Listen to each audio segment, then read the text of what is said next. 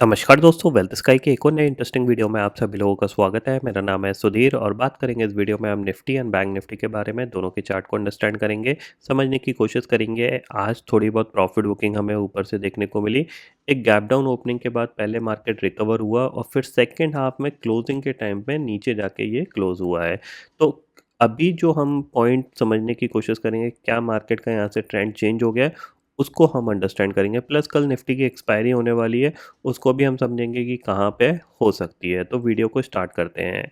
ठीक है, तो सबसे पहले जो इम्पोर्टेंट पॉइंट आता है वो मैंने आपको कल बताया था, कल के एनालिसिस में, कि यहाँ पे मार्केट क्या कर रहा था कि किसी भी स्विंग को नहीं ब्रेक कर रहा था। जब तक ये पॉजिटिव था किसी भी स्विंग को ब्रेक नहीं कर रहा था, बट यहाँ से इसने अपने स्विंग को ब्रेक करना स्टार्ट कर दिया। ये एक स्विंग बना, इसको इसने ब्रेक किया, फिर ये ऊपर चला गया। आज फिर इसने अपने स्विंग को ब्रेक किया, ठीक है, और अपना जो नया स्विंग बनाया इसको भी इसने ब्रेक कर दिया और किसी भी हाई को इसने क्रॉस नहीं कर पा रहा है। तो इसका मतलब क्या है कि शॉर्टर टाइम फ्रेम में मार्केट नेगेटिव है। अब ये गिरेगा कब ये किसी को नहीं पता होता, क्योंकि लोअर विक्स पे ज़्यादातर जो मार्केट में सेलिंग और बाइंग आती है ना, वो शुरू के आधे घंटे और एंड के आधे घंटे में ही आती है। अगर आप कभी भी नोटिस करोगे तो ज़्यादातर जो एक्शन हो रहा होगा मार्केट में वो या तो सुबह सुबह हो रहा होगा या फिर एंड में हो रहा होगा। ज़्यादातर टाइम आपको यही चीज़ देखने को मिलेगी। अगर आप थोड़ा सा देखोगे तो यहाँ पे भी आप देखो, इस लेवल पे स्टार्टिंग में एक्शन हुआ और फिर एंड में एक्शन हुआ। यहाँ पे भी आप देखोगे एंड में एक्शन हुआ, स्टार्टिंग में एक्शन हुआ, फिर साइडवेज चला गया। तो ये जो प्रॉब्लम है ना, ये स्टार्टिंग और एंड की, इसमें ज़्यादातर रिटेल लोग पार्टिसिपेट कर नहीं पाते हैं। अब इसके लिए क्या है कि आप पोजीशन बना के रखो। अब पोजीशन बना के आप रखते हो तो ऑप्शन बाइंग में आपको पता है डिके की वजह से आपको लॉस हो जाता है। ऑप्शन सेलिंग के लिए आपके पास मार्जिन होना चाहिए अच्छा खासा, तब आप ऑप्शन सेलिंग कर सकते हो। बट अभी जो फ़िलहाल दिख रहा है मार्केट में वो थोड़ा-सा एक ट्रेंड चेंज का ही दिख रहा है। जितना ऊपर जाना था चला गया, और मैं आपको हमेशा बोल रहा हूँ कि मार्केट नेगेटिव साइड पे फ़ास्ट आता है, हमेशा ये ध्यान में रखिएगा। देखो बाइंग आ रही थी तो कितना स्लो धीरे-धीरे बाइंग आ रहा था। आज आप देखो हाई क्या था, 25,323 का हाई था और लो कितना आपका लग गया, ऑलमोस्ट 25,150 का। ठीक है, तो सेलिंग हमेशा थोड़ी-सी शार्प आती है, उसमें आपके प्रीमियम अच्छे खासे जंप हो जाते हैं अगर आप उसको पकड़ सकते हो। ठीक है, तो क्लियरली यहाँ पे क्या दिख रहा है कि जो स्विंग्स हैं वो ब्रेक नहीं हो रहे हैं, तो मार्केट क्या है धीरे धीरे नीचे की तरफ जा रहा है। अब इसका मतलब ये नहीं है कि मार्केट ऊपर नहीं आ सकता, डेफिनेटली आ सकता है। बट अगर आप बाइंग की सोच रहे हो तो आप एटलीस्ट एक स्विंग को क्रॉस होने दो, तभी आप बाय के बारे में सोचो। जब तक ये स्विंग पे स्विंग नीचे तोड़ रहा है तब तक आप बाय के बारे में मत सोचो। अब यहाँ से बाय करोगे तो हो सकता है कि ये 300 तक आ जाए, लेकिन 300 के बाद ये दोबारा नीचे गिर जाएगा। तो आपको सिर्फ इतने मोमेंटम का फ़ायदा उठाना पड़ेगा। ठीक है,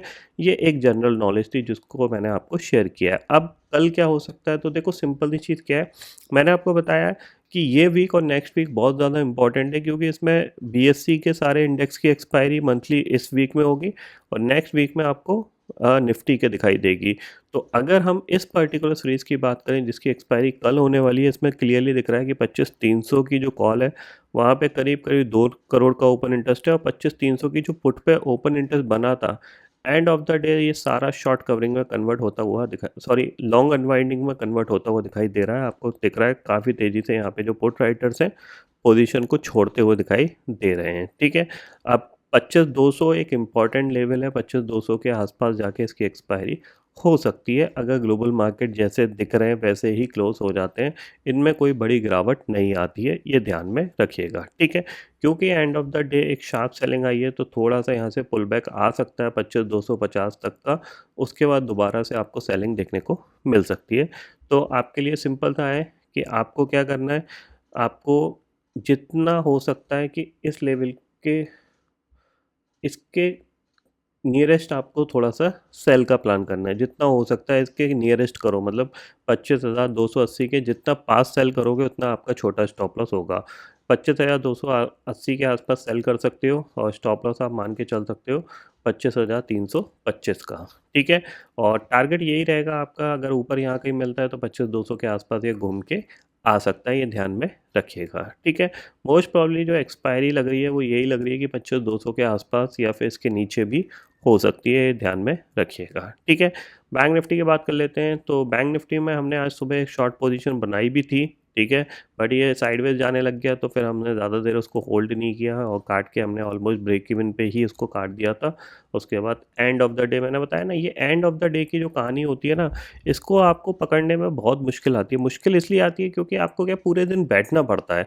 अब पूरे दिन बैठने का मतलब ये है कि आप कुछ ना कुछ बीच में कुछ ना कुछ, या तो आप ट्रेड करते रहोगे या फिर पेशेंसली वेट करो, वो वाली कहानी यहाँ पे आ जाती है। ठीक है। तो अगर हम बैंक निफ्टी में देखें तो क्लियरली इसके अंदर भी सेम टाइप का ट्रेंड बन रहा है। ठीक है। आपको यहाँ पे दिख रहा है कि कोई भी स्विंग को ये ब्रेक नहीं कर रहा है। ठीक है।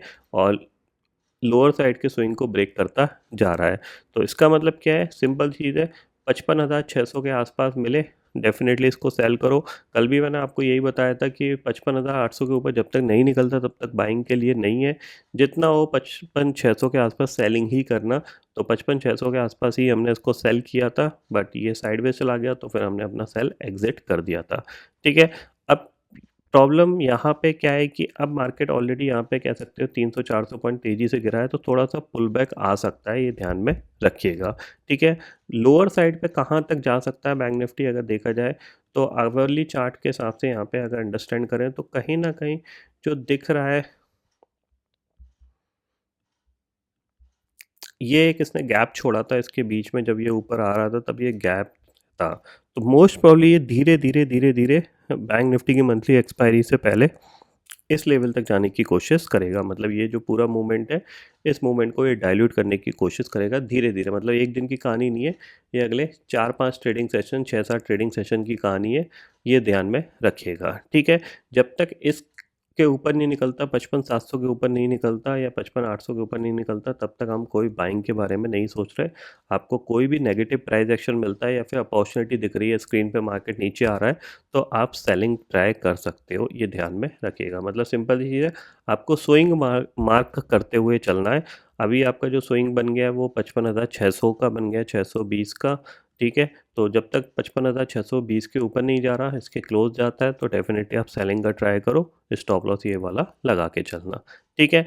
पॉजिटिव साइड पे एक मोमेंट आएगा ज़रूर, ये ध्यान में रखिएगा। ऐसा नहीं है कि यहाँ से ये स्ट्रेट लाइन में गिर जाएगा।